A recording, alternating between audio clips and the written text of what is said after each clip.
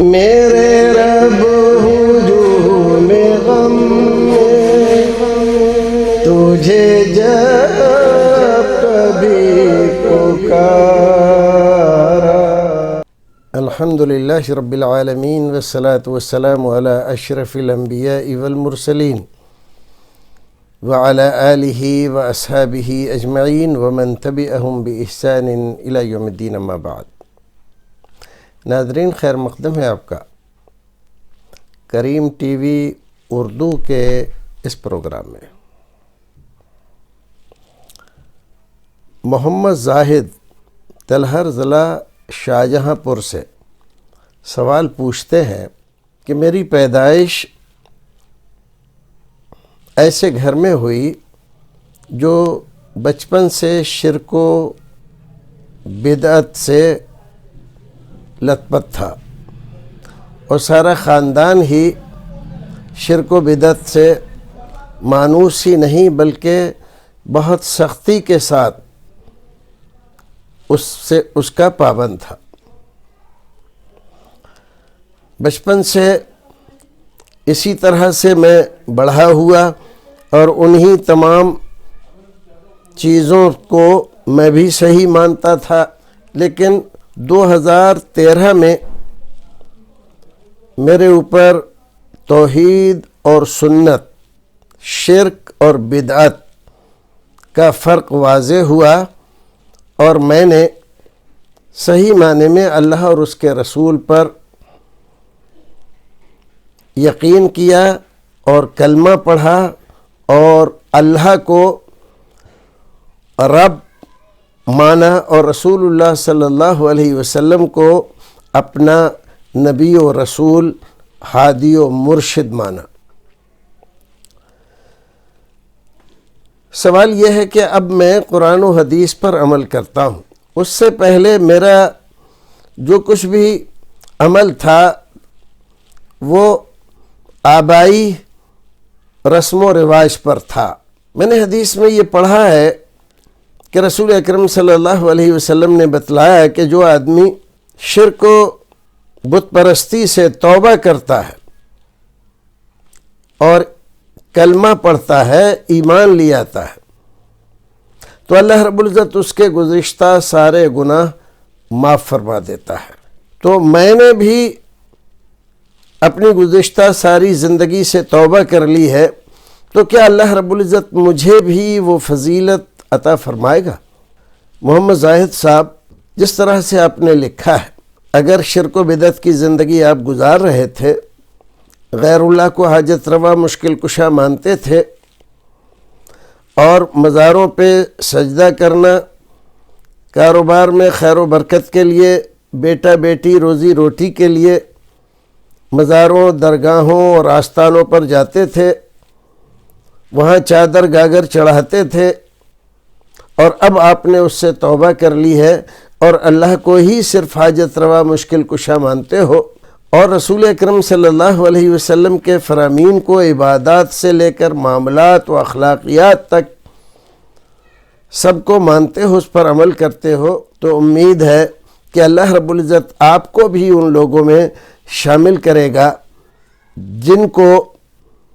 بت پرستی سے، شرک سے توبہ کر کے اسلام میں داخل ہونے پر ان کے گناہوں کو معاف کر دیتا ہے، اور ان کو اللہ رب العزت توفیق مزید دے کر اسلام کی روشنی میں زندگی گزارنے کی توفیق دیتا ہے۔ یقیناً آپ کو اچھی توقع رکھنی چاہیے اللہ رب العزت کے ساتھ، اور رسول اکرم نے فرمایا ہے کہ اللہ رب العزت کہتا ہے، انا عند حسن الظن عبدی بی، میرا بندہ میرے بارے میں جیسا گمان کرتا ہے میں ویسا ہی ہوں۔ اگر آپ یہ سوچتے ہو کہ اللہ رب العزت مجھے بھی اس ثواب سے سرفراز کرے گا تو یقیناً کرے گا آپ کو، اور اگر آپ یہ سوچتے تھے پہلے کہ اللہ تو بیٹا بیٹی روزی روٹی دے نہیں رہا ہے تو اولیاء کرام سے مانگ لی جائے،